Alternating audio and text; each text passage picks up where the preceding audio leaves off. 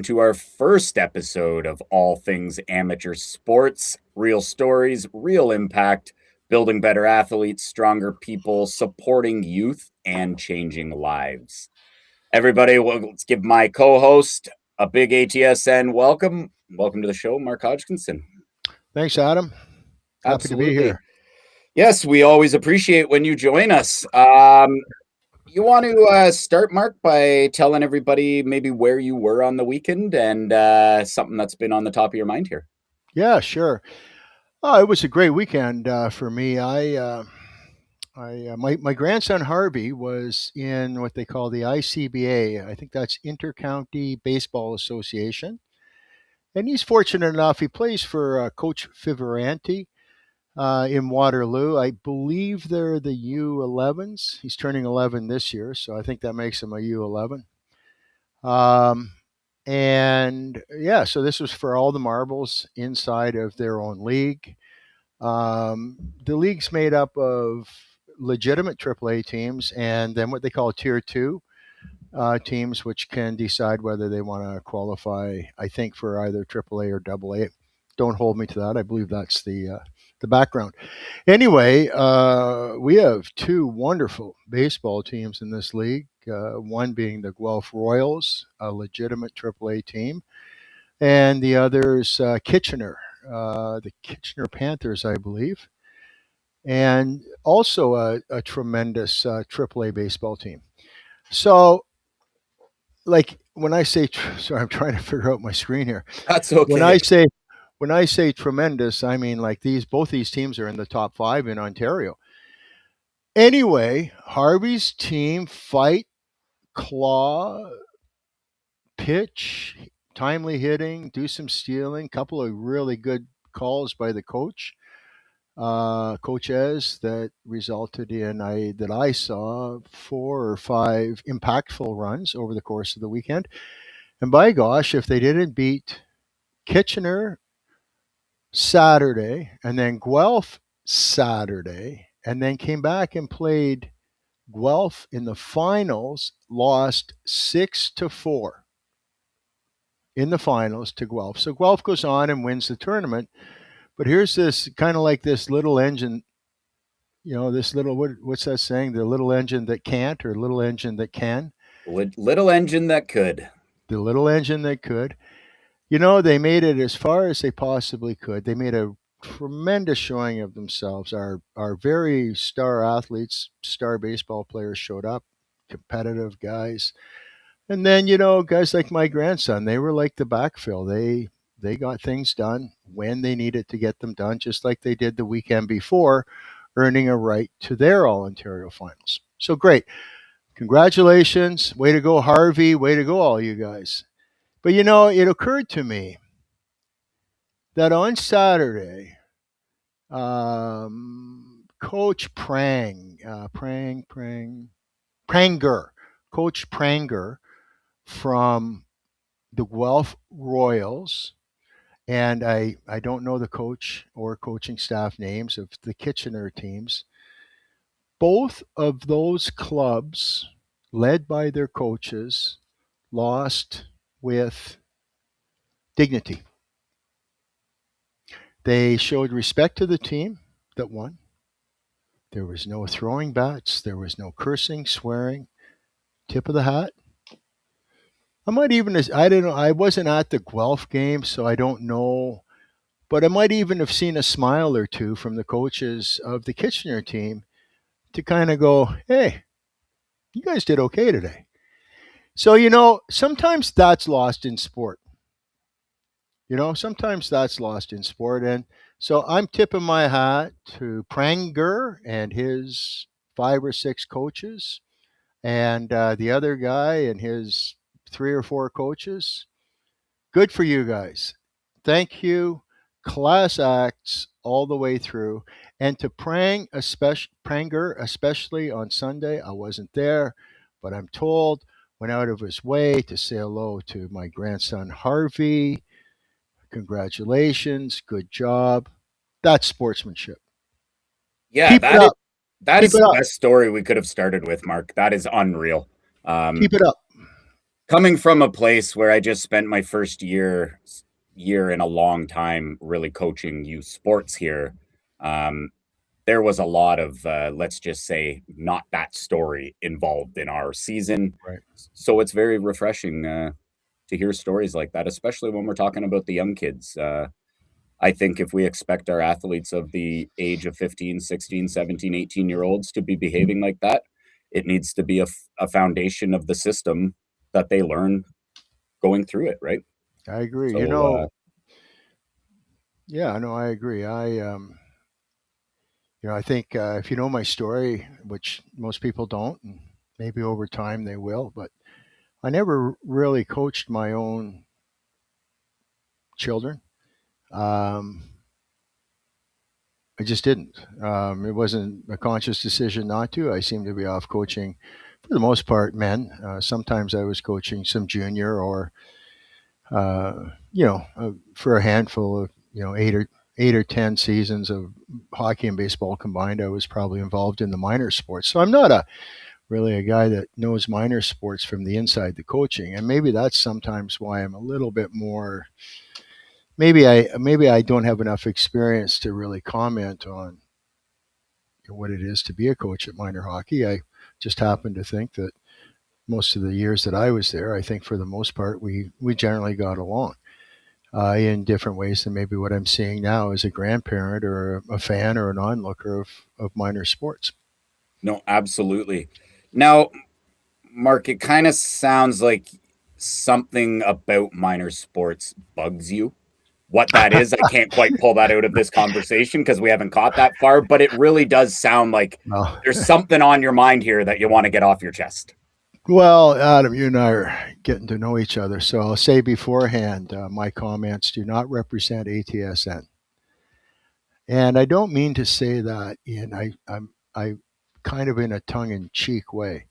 I've been in tight spots. So when I'm as a coach, maybe I'll tell a story a little bit later on to underline that. Um, yeah, I mean, that's a good segue. Look, here's what's bugging me right now. And I don't know how deep this goes. I don't know if it's every association. Um, when I say how deep, I know just from conversations over the weekend, it's certainly local AAA and AA teams. And I know because I do participate in my grandson's pickup and delivery from arenas. That for a lot of traveling baseball players that are playing at, we'll call it quote unquote, the elite level, who, by the way, my experience is U15, which means grade 9. So grade 9 and down. Let's just keep this. That's important context because in many cases, certainly below the age of 15, in many cases, these kids, the boys, I speak of boys, haven't hit puberty yet. So they're still trying to, their brain and their nervous system is still trying to develop. And they haven't even started physically. But so here's what's bugging me. The conversation's not exactly this, but one dad to another, hey, you going to be at the game tomorrow night? And I'm thinking game. There's no game. I know the schedule. Where are we playing? Oh, not baseball. Hockey. Hockey. Exhibition game. I'm like, your kids are just coming off 2 out of 3 weekends of being in high stress, and they've accomplished some stuff in baseball. And tomorrow morning, they put away their ball glove and they open up their hockey bag. Yep. Now, let me add to this here just a little bit. I don't know if it'll change your outlook on it, Sure. but there's been a few coaches in the NCAA in the recent 5 years, let's say, that have come out on a podium and said to them, it is much more attractive to have a multi-sport athlete Mm. than it is to have a dedicated hockey player, a dedicated baseball player. they're more attracted to the full circle of what the complete athlete brings. Now, does something like that contribute or throw pressure onto the kids or the parents to go from one to the next? And there is never a break Oh, because, you mean as quickly as that? yeah, that's right. So the idea being they, I guess, perfect each sport. Is that? That's right. I'm a multi-sport athlete. I'm always playing sports. We stop one, we start the next, we stop that, Yeah, we start the next, and it just kind of always keeps rolling. Um, yeah. Well, yeah, for me, that would be the only not argument, but point I would throw in there to say, hey, maybe it's a systematical thing that's kind of happening. well, you know, hey, that's the icing. What's the cake underneath? Like, Yeah, I can understand a coach in the NCAA coming to that conclusion. I mean, I come to that conclusion myself. I have a tendency, though, to speak on behalf of the 85% of the kids that aren't going to play in NCAA. The genetics just isn't there. yeah, And I think that's kind of like if you look at the stats, even if you're elite, it can't be any more than 20% of the kids that play elite, especially at, what are we talking here, like U8 to U14, U14 grade, let's just call it grade 3 to grade 9 for us yeah, old guys, this simple old guy. yeah. I, You know, what does that mean? I'll tell you what it means to me. I had this. I met this friend of mine on the golf course. She knows me well. Her husband coached me, one of my favorite ever coaches, and so I was golfing in July, and she said, "I thought this was fishing month." So she remembers my talk, maybe to her kids or different conversations that we've had. And I said, no, it's baseball and golf month. So I always kind of looked at it this way. Let's just start with hockey season. So for me, and it was forced breaks, pretty much. We had to wait till the ice went in, and because we had artificial ice in Listowel, the ice could go in at the 15th of October or before even. Um, Places around, you had to wait until at least the 31st of October to get the first frost in the ground. So let's say, for argument's sake, we started on the 15th of October. Now, I'm only speaking of grades kind of 3 through 8. So no high school sports yet. So we were pretty successful, but the deal was if you win the WOA, which those playoffs finished, I don't know, mid February, then you were able to, maybe it was I'm not sure, able to start off into the Ontario finals. And at that time, it wasn't tournaments, it was 7-game series. correct. As you won, you went to the next one. As you won that one, you went to the next one. And if you were really lucky, somewhere around, is Easter's in April, right? Kind of the first or second weekend of April. That's right. Yeah. So if you were really lucky, you were still playing on Easter weekend. And that meant you were either in the finals or you won the Ontario Championship. Okay, so that's fine. So now call it the 15th of April. Everything went away for a couple of weeks. We had to rejig in our household, maybe household chores or things that hadn't gotten done. Maybe something needed fixed. That's when we worked with our parents and got things fixed. In my case, in my brother's cases, also that was the time that we would ramp up and try to get a few extra hours from our part-time jobs, Yes. right? Or maybe I did play for Central Public School soccer. I can't remember if I think I did. I can't remember if I did. It kind of putts around. I don't know. Maybe we had some downtime for 3 weeks. Yeah. Then baseball started. But it But didn't but it didn't start right away with a big tournament. no, It because that's started when fishing season started. right, training camp, practices, tryouts, all those things led to baseball season beginning. I'm going to take you through the life of an elite baseball player. Elite, pre puberty, elite, pre puberty. Now, I don't have much education, so take the scientific part or the smart part out of this. I'm only sharing experiences. So yeah, fishing season started. So we got to do some fishing. Then I got to get serious about baseball because I want to contribute. I mean, these, for the most part, are half a dozen of these guys I played hockey and baseball with. But guess what? There was a half a dozen guys because we didn't have dad parents, our coaches. Hmm. We didn't. Guess who coached first base? A player. Who coached third base? The assistant coach. We had two coaches. And I'm pretty sure if anybody that played on my team has pictures of those teams, I'm pretty sure you won't see more than three. And I think generally speaking, it's one.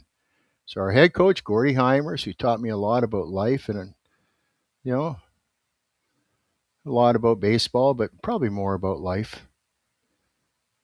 And so June was, yeah, let's get serious about it. Now July, because there was junior golf tournaments at the end of July, well, that's time to, and it's summer holidays, so paid our golf membership.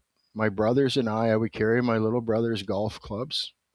He would carry both of our lunches, and we would walk along the train tracks to the golf course. We'd be at the golf course 9 o'clock in the morning at the junior clubhouse. We'd play golf all day. If it was a baseball day, we didn't play golf, or we didn't chip, or we didn't putt, or we didn't play cards. Yes, we played cards, and I was actually playing blackjack at probably 12 or 13 years old for matchsticks. I don't know if this is good or bad. I'm sure never got the addiction. Different time. Different time. But why? But why? You see, if we didn't have that, we would be bored. And what drove us to this lifestyle was boredom. We had to find something to do. We had three channels on our television. And I can tell you this much, knowing Ken Hodgkinson and Ruth Hodgkinson, even those three channels weren't allowed to go on. Get outside. I don't Mark, care. Go not to outside and be interrupt you. bored. I want to ask you a question here, right on the topic that you're on. Sure. Is it directly related to the time you're speaking is also a time, into my generation as well, where we went out and we went on bike rides with our friends and we went to the park and we played pickup baseball games, Mhm. and whatever it may be. We may have went to the community swimming pool or whatever that was, but we went out and did things. I forgot the pool. We have But swimming lessons. You're right. but back then, was there all the power skating and shooting clinics and all these training programs? And I know the answer is no, because we do have better developmental systems today.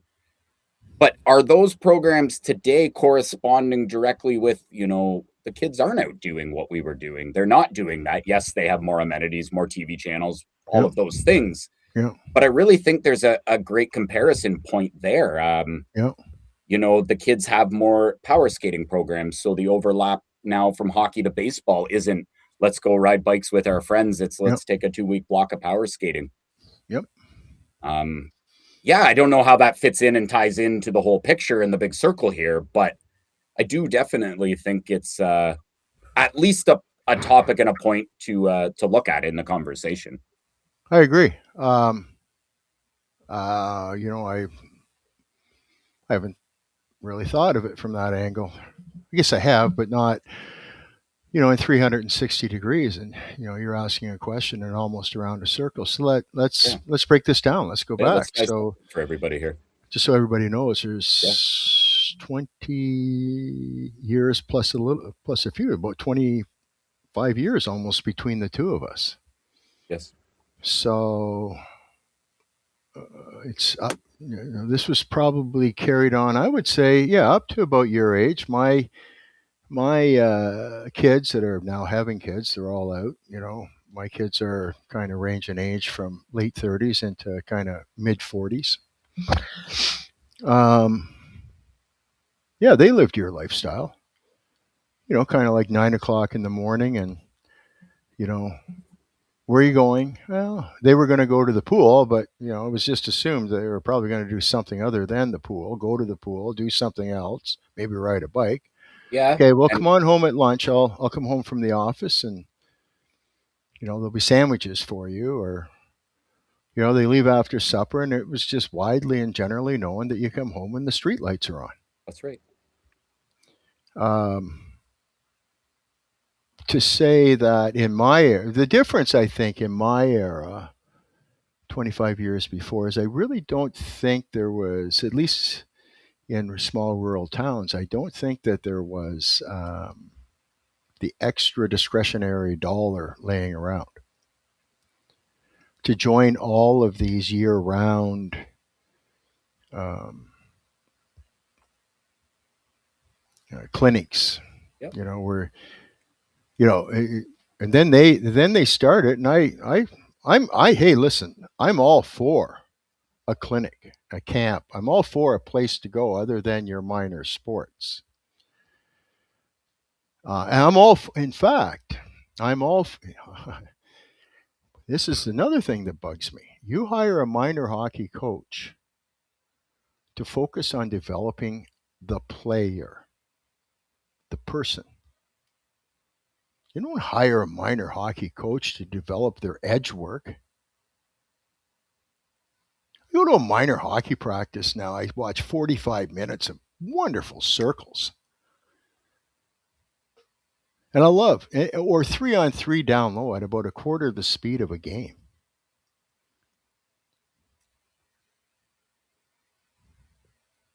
Come on. Yeah. We go out for That's walks. We yeah, go out sorry. for That's walks where with the there is a kiddos. place. Yeah, I agree. We go down to the rink all the time with the kiddos, and we catch random assortments of teams and practices. And I would say I'm coming from the same standpoint as you. I sit there and watch for about 5 minutes, and I'm in disbelief over what's happening. I'm in disbelief over the drill that's being run and things going wrong at quarter speed and corrections not being made in the moment while you're moving at quarter speed.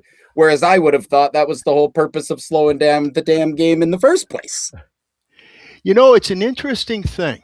It's an interesting thing. James Richmond coaches, I have to get this right. Now it's Brampton. The Brampton Steelheads was formerly Mississauga. There's been some talk it might, I don't know, someday become something else. Great guy. If you go to his practice, I'm not saying, well, a lot of the times you'll hear him say is it's the same as me. Speed. Speed. And in the back of my mind, I want you to make that mistake. But I want your body to learn from it, not your brain. I want you to, on your own, figure out what edge should have happened there, what edge shouldn't. I'm not going to blow the whistle down. So 16 guys need to learn your mistake. I'll wait till we get through it. You do it again. Then maybe you and I are having a 30-second chat while we're in line. I don't want to go down. I'm not here. I'm not bashing the coaches. I'm not. I truly am not. I'm a coach. I didn't like getting bashed. No. And it's a hard job. It is. And a lot of them are just volunteering and they don't even want to be there in the first place. Yeah, I guess so. You're right. In the world, so I want to be very clear. Yes. What I'm speaking of right now is your quote elite. Yes. AAA, AA. That's what I'm speaking about. It's funny, I go to an A practice, and oftentimes what happens there is you do have a pretty good coach. Usually. Now, when I say usually, that's 50% of the time because that's possibly a dad that did play. And I'm speaking only of hockey. Kids may be undersized or he doesn't have the DNA. The dad knows that. There's a guy here in Guelph right now that I'm telling you, I'd love to say his name. I'm not going to. Incredibly successful man. Kids under the age of 13. Does hockey and baseball. He knows exactly where his kid fits. He plays them as such. And the benefit is these other 15 kids are learning a lot about life. But I'm talking the AAA and the A kids, you know. This is no longer, hey, I'm just a volunteer. No. Parents are spending like it's $5,000, I think, roughly anywhere for the at this level just to get into the dance. We haven't talked about tournaments, we haven't talked about extended play, $600 sticks, $1,000 skates, you know, in some cases, you know, 10 to 15,000 kilometers on the car, time off work. So that's all the financial side. But what about at what expense? And this is to come back all the way back to what I'm talking about. What about the expense of the family unit? Why do you have to start? What value can there possibly be Easter weekend that you had an exhibition game August 18th, 17th at some arena somewhere in Ontario? Where is the value? So let's talk about the expense. The number one expense, one more meal the family doesn't eat together. One more time, and this is, no, I'm just speaking of the typical. One more time, a parent has to rush. One more time, the other parent has to rush. One more time, the kids, let's say you have only one athlete. The other kids get to feel kind of second then, less than. I know. I know. I've heard it with my own ears. I've seen it with my own eyes, so I know. And you know what? This isn't the one off stuff. So why? Like, why? Now let's, you know, you have to drive, there's some gas. You can't go out. A dinner for four now, I defy you to spend less than $100. Yep. Yep. You know, maybe McDonald's, it's 95. It's expensive. So yeah, does it bug me? Absolutely. Yep. Nope. I think that really sums it up. I'm going to touch on one point here. I know I've talked about it before, but it kind of Sure. ties into what Mark was saying there. I played volleyball, varsity volleyball at Humber College. It was a privilege. Not many people get to, you know, play collegiate sports. Super fun. My coach was a gentleman by the name of Wayne Wilkins. And the one thing all these years later that still resonates with me and the message I pass off to everybody all the time is Wayne told us he wasn't in the art of coaching volleyball. He was in the art of turning boys into men. Yeah. Right. Yeah. It's a simple message, but a Yeah. powerful one. Yeah. And I'll tell you, that outlook and that attitude has created one of the most successful volleyball programs in Ontario, if not Canada, over the course of the time Wayne has been at that school. When you do things properly, results follow almost exclusively. And then Guys, just really quickly here, whether you're heading to the gym, grinding through a long day, gaming, creating content, or getting ready for the game or game time, W has you covered. Zero sugar, 150 milligrams of caffeine per serving, no artificial colors or dyes, tons of flavors to choose from. And the ATSN community now can save. Use code ATSN to save 10% on all your orders when you head over to WGG.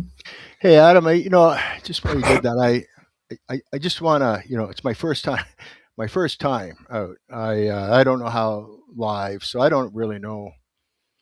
Yeah, I don't know how to do this stuff. I'm just, to me, we're just sitting around my kitchen table, or we're just finished up a meal at a bar and shooting the breeze. So Absolutely. I'm not against competition. I'm really not. And I'm not against, you know, when I use the air quotes, the elite. I don't like using the word elite. I don't, because I just don't. Let's just talk about what it is. So at the AAA and AA level, I get it. There's competition. It's competitive. I get that. And I'm competitive. That's I am not a shrinking violet. I've been coaching. And I love seeing kids compete. I like seeing them work, but I also like to see them and help them understand how to lose. I want to help them understand and become enjoy sport for what sport is. I want that. We say that we help kids feel better about themselves through sport and motion. Um, there comes a time, though, you know, that you have to, as a parent, and probably as a coach, as a parent at the individual player and a coach at the group level, take a look at what you're dealing with. And if the majority of your kids are playing elite everything all the way through, there we go with the elite, I'll use it. Mm-hmm. It's like one of Newton's laws. If that child or that group becomes melancholy, which is another word of saying a little bit sad, just kind of going through the motions, there's not a lot of happy emotion that you're seeing in that child or that group. Just like Newton said, it's an object in motion. It's just going to keep in motion. It's like a snowball going down a hill. It's just going to snowball, snowball, snowball. Nobody's going to have fun, including the coach. So, Newton also said, unless acted upon by, I think it's an unbalanced external force. I'm a little unbalanced. That doesn't mean that my thinking, the external force, is wrong. So if you're part of that group or your son or daughter's not having fun, they have to have fun. They're not even being thought of on anybody's radar. Mm-hmm. 99.9%, there's that 1% of 1% that is just going to be, at 7, as long as they grow, they're going to play. Then be that external force, be that advocate for, and especially if you're a coach, be that advocate for your team. There's nothing wrong with that. There's nothing wrong with saying, hey, tell you what, every Monday and Thursday night, for those that can make it, we're going to have sprinting classes and ball hockey. We're going to be taught to sprint properly. Mm-hmm. That's what we do. Mm-hmm. Then we're going to have some ball hockey. We're going to apply what we learned. A lot of the moves in ball hockey are the same that moves that you have on skates, no? I mean, a lot of the moves in sport are just really go back to agility in general. As simple as hopping and jumping and rolling. Think about something like rolling. When you dive for a baseball, you're going to roll. Yep. When you dive for a volleyball, you are going to roll. Yeah. When you chase down that basketball and you're diving into the stands with that guy, how are you going to protect yourself? You're going to roll. How many times when you went to public school did you see the kid that doesn't play any sports at all show up with a broken wrist? You asked them what happened. Yep. They fell. But then if you go deeper, oftentimes they didn't know how to tuck and roll. That's right. Now, I just want to bring one point into the conversation here, kind of tying it back to this whole conversation we're having. Sure. I think when we talk about physical things, statements like, we crawl before we walk and we walk before we run, those things make a lot of sense. But when we put it into context where these kids are overloaded and maybe they're doing too much, that same statement applies to the mental side of the game. We must crawl before we walk. We must walk before we run. Right. But I think the part everybody forgets is that can go backwards.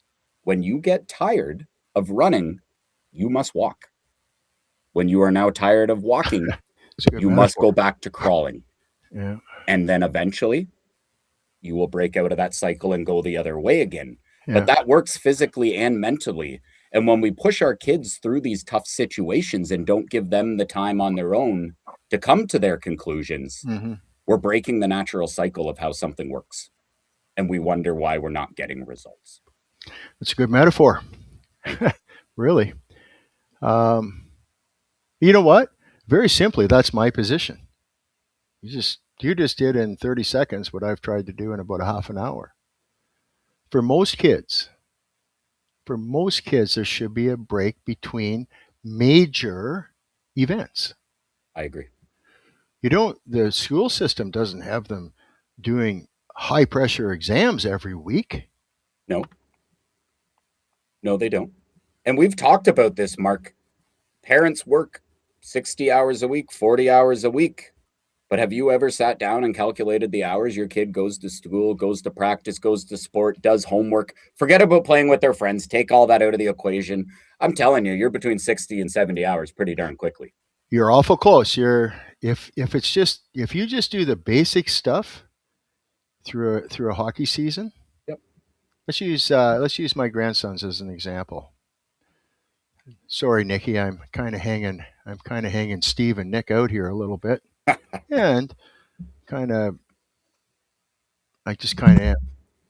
So Pierce is in grade 10, going into 10. So I don't even know. Let's just assume it's roughly 30 hours a week commitment, including lunch.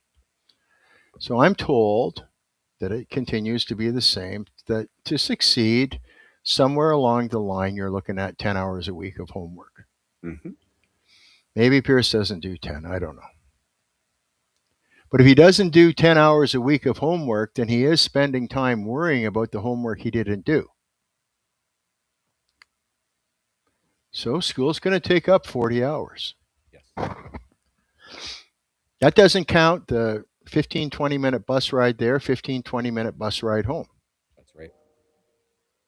So let's say that 15, 20-minute bus ride there, 15, 20-minute bus ride home doesn't exist.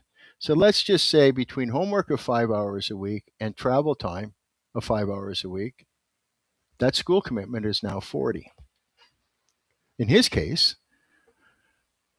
they practice twice a week. And I'm just going to use an hour. Mm-hmm. They have to be there, God knows why, to stretch, which is only half-assed always. It's a half-assed stretch. I think it's an hour before. Let's say it's 45 minutes. Let's say they practice for 2 hours. No, let's say they practice an hour and a half. They do that twice a week. There's 4 more hours. Now we're at 44. Mm-hmm. We haven't encountered the few minutes after or a little bit or a lot after that practice that the boys get a little bit of social time. And on his teams, they seem to run out within 15 minutes. How do you get to know anybody? Now they travel home. So let's just call that 3 hours a week times 2 is 6. Now, before a game, you have to be there an hour, and it's almost like an hour and a half in some cases. Let's call it an hour and 15 minutes for the home game, plus the game of 2 hours, plus. Let's just call that one night a week home game. Let's just call that 4 hours. Simple. Now let's not double. Let's take the away game to 6 hours. It's all the same stuff. Yep. Just matters how far you drive. Right. Right? Now we're at 10. We're at 54 hours. Guess what? Now we add on dry land. Have you been to a dry land? I have. They don't teach any speed. They don't teach, cut that part. Let me back up. If I'm coaching, I'm part of that program. If you're going to teach, you're going to teach speed, you're going to teach balance, and you're going to teach agility. That's what you're going to do. And kids, we can't half-ass it. You know why? The parents pay for that.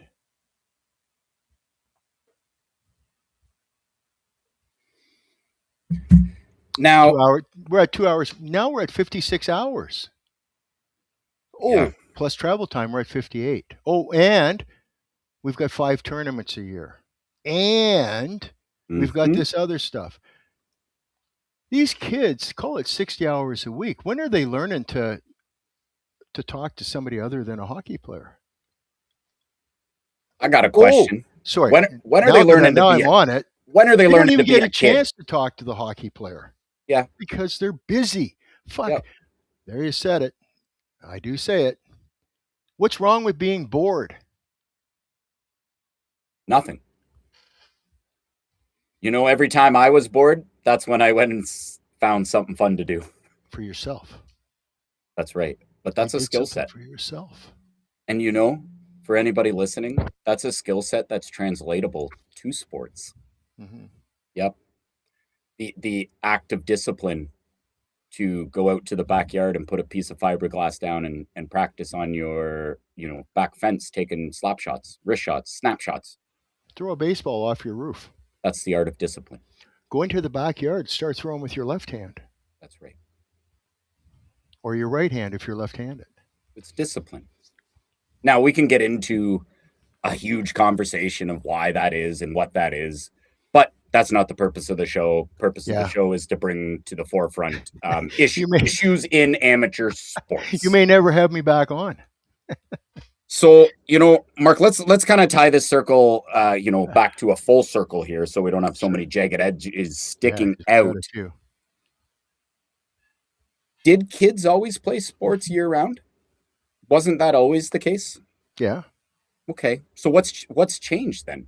We just Other talked about other it. than what we've talked about and the time commitments and all of those things, what's changed to give off the perception that it's required almost, to do all of those things to be able Fear. to create success in sport? Fear. But we've already Fear. talked about it. 99.9% of athletes aren't going anywhere, so therefore, youth sports should be something you do for fun. It's fear. It's always been the case. It's always been there. I mean, parents are afraid to speak up because there's this sort of definition of good parent, bad parent. Parent cuts. Let's I've talk been about it. involved in 2 parent cuts. Twice. 2 times. And both times I was asked um, what I thought. In both cases, I said, I agree. Now, the important question for you is why? I was just going to ask you, do you agree for the sake of the athlete? Because I'm almost certain your answer is going to be no, because I'm getting to know you here a little bit. There's Mhm. a bigger, deeper family connection and meaning here in this answer. I'm going to say this. In both cases, the athlete was a bottom in the coach's opinion, and I supported the coach, was a bottom 50% player. Hmm. In both cases, the athlete looked like they had a skill set that would have them in a top 50%. Okay. So stick with my original comment. They were bottom 50%. So that meant we could pick any one of, in the one case, probably 12 players were equal to that player. Hmm. So we were going to cut 6 anyway, right? When you're the bottom 50%, we're looking for the intangibles. I'm not looking for a parent that's not going to challenge me. I I've had my experiences with parents. Hmm. Most of them, even the bad ones, experiences were explainable. Hmm. But I'm not going to invite that bad experience onto my team. I'm getting to the punchline knowingly.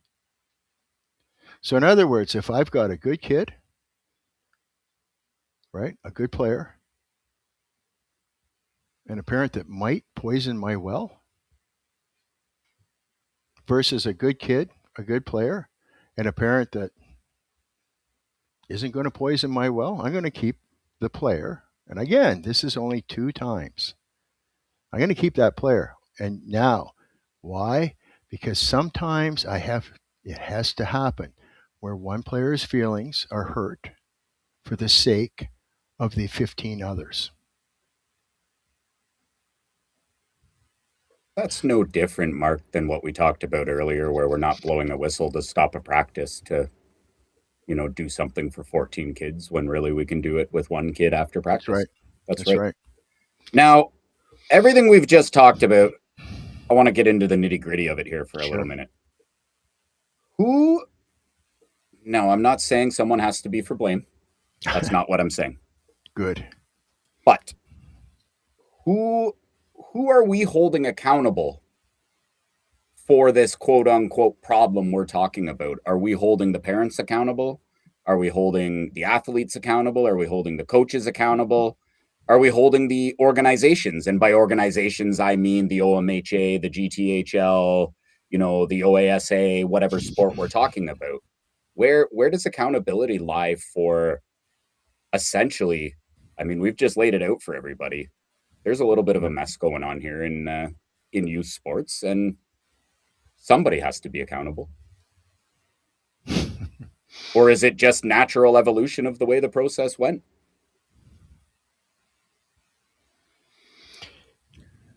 Well, let's look at the pie. Let's look at the pie. Let's ask specifically when you say accountable to the kids, to what? To the feelings? Well, I mean, as we've Which group? talked about here this episode, kids are playing too much sports.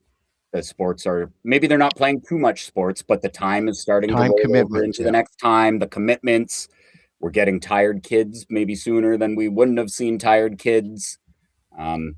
Maybe accountable isn't the right question. What avenue and who do we look to make corrections in this situation? Okay. Let's. Mm, Okay. Let's start with what we can. We start where I think we've agreed, yes. and I think most people watching or listening or that eventually see this, if anybody, um, I think we agree that I know we agree, and this is science backed. Kids until a certain age, which is through puberty, flourish when they have a discipline. So a program. There's something for them to do. Okay, we agree with that, right? We do. And in order for that, then we need a commitment, right? The family at least has to be committed to a certain schedule in order to stay um, organized. So yeah, I want that commitment. I'm not saying don't have all these hours that are committed. I'm just, and I'm not. I'd love to be able to say just have them committed in a different way. I can't go back to the '70s where half of our team was the moms were at home. That helped a lot too. Absolutely, it did. Okay, let's stay in the here and now. It's not that easy. This is hard. So yeah, I want the kids to have commitments. I want them to finish things. I want them to work. I want them to be involved in sports. Yeah, I want all of that. Um, but what I don't want is a kid to constantly feel like he's working for somebody. So think about it. You play hockey. You're working for the coach, right? Getting a little extra ice time, provided that we're talking about a fair system where all coaches and volunteers, dads or otherwise, see each kid for the value and the contribution that they make to the team, not the house they live in. Mhm. Okay. They work for that. They work for the coach. The coach has managers. The coach, the coach lays out the overall plan, and the managers, the assistant coaches, are the ones that are supposed to help deploy his vision. So yeah, so we're working for the coach. At a certain age, probably around 10, 11, the kid starts hearing the whispers in the back seat from the front seat. God, this is a $5,000 a year. I don't know how we're going to do it. Well, now there's a cost. You can't get around it. You can't solve it. There's no solving that one. How are we going to afford the extra work that we're now going to go to the expert, right? The dry land training. All right. Who's training them? What's the circuit? What's the end goal? I don't know. I don't know. But you get to come here twice a week for the next few weeks at $30 a kid, $500 a session, when you can go and rent a room of weights for $50. I've So you can got a pay. Hold on. So now the kid's working for the coach, his assistants, and this dry land dude. More money. Then the kid gets home and the parents say, oh, how much weight did you lift today? Or what did you learn? Well, now they're working for their parents. None of this is normal. This is not normal stuff. Rather than, like, I want kids to feel, I want to go to that sporting event because those coaches are great. They get me. I want to go to dry land because that dry land plugs in for our overall team, but more importantly for me. And what are you going to dry land for anyway? You're not even at puberty.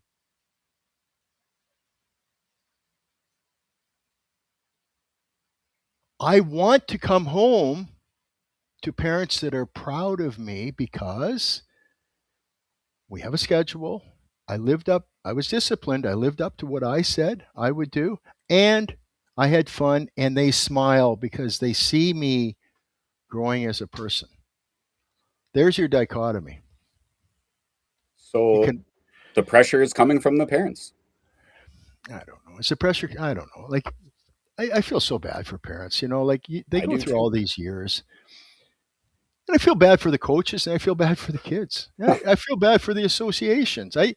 Nobody gets up in the morning and says, I'm out here to make things miserable. In their minds, they're making things better. Uh, but they aren't. I know the parents talk to me because I'm old Let and me I'm ask you harmless. let me ask you a question, Mark, specifically into the dry land training stuff. Uh,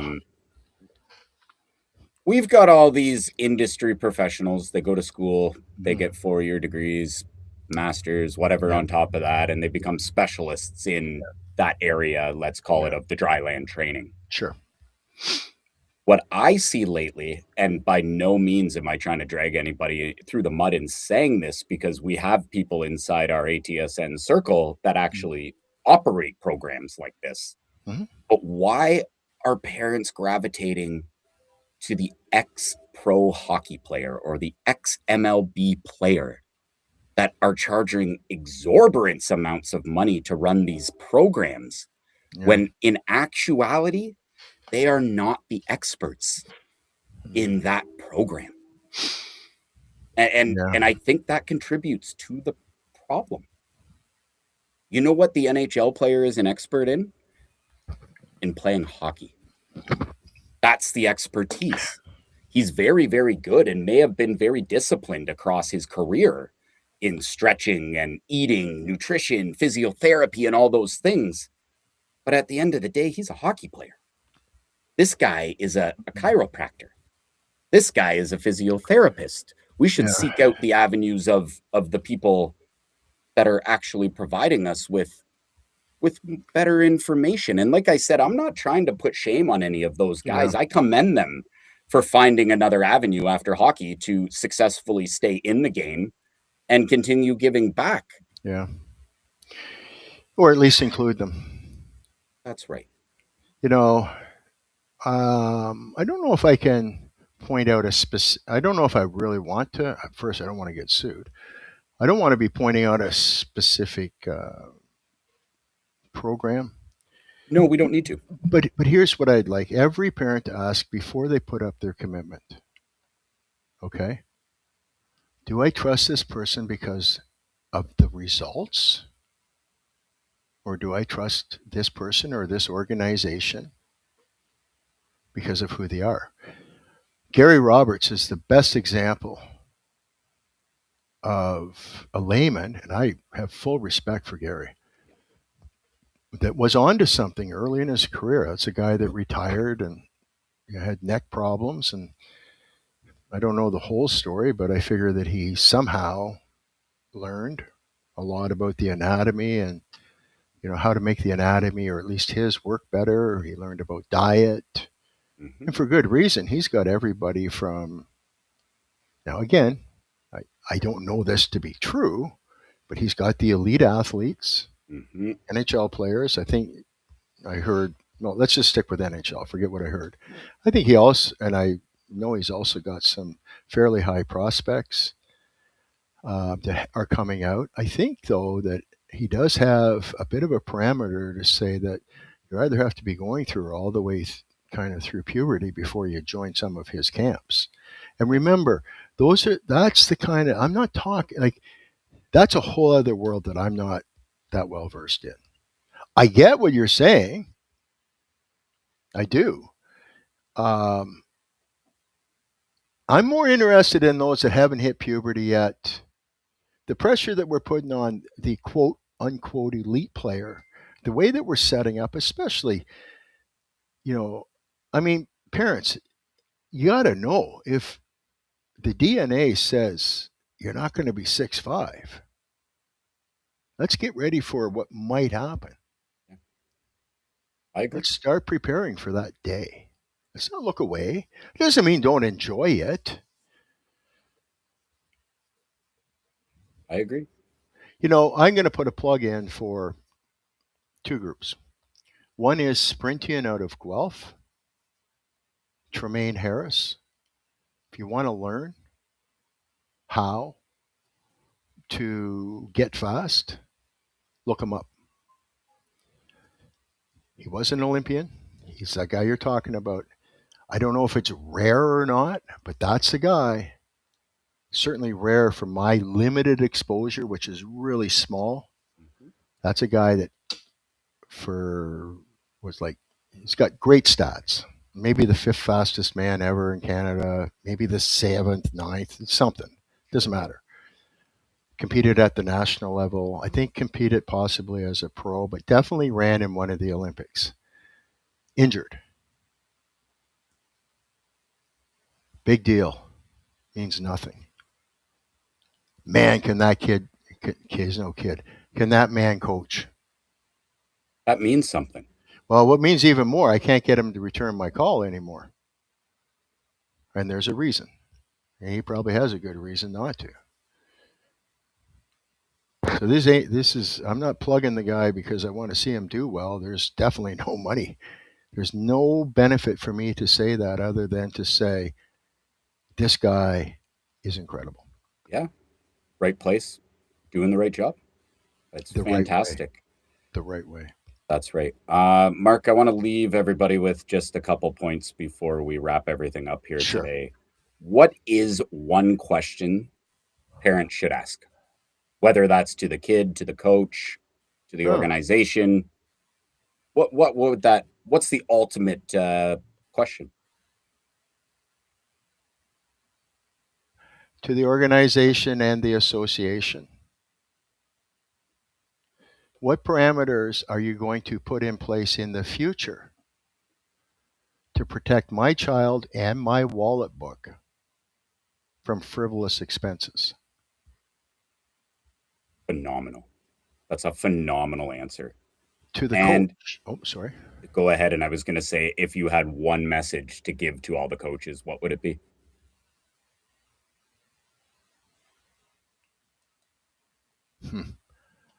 Um, if you are a volunteer, act like one. Accept positive reinforcement, which includes critique. And remember, this has fuck all to do with you. It has everything to do with the kids and the parents who are your customer. Don't look for troubled parents. They'll find you. Don't go and look for them. I'm going to take that one step farther and just add something of my own to leave everybody with. If you are registering your kids in youth sports, show up to game day to watch your kid play sports. Don't sit in the stands and play on your phone and not watch him play. Because let me tell you, that kid sees that. And I'm also telling everybody out there, that's the kid as a coach that I can't get his attention on the baseball field either. So let's do a better job, when we get into something, making 100% commitment, because Mark just said it's not about you. It's about the kids. So let's make it about the kids. Anyways, guys, thank you so much for tuning in today. We always appreciate it. These episodes are always brought to you by Wilson Clan Custom Apparel. Check out their website for all your custom apparel needs. And tune back in next week at 12 o'clock for the second episode of All Things Amateur Sports. Thanks.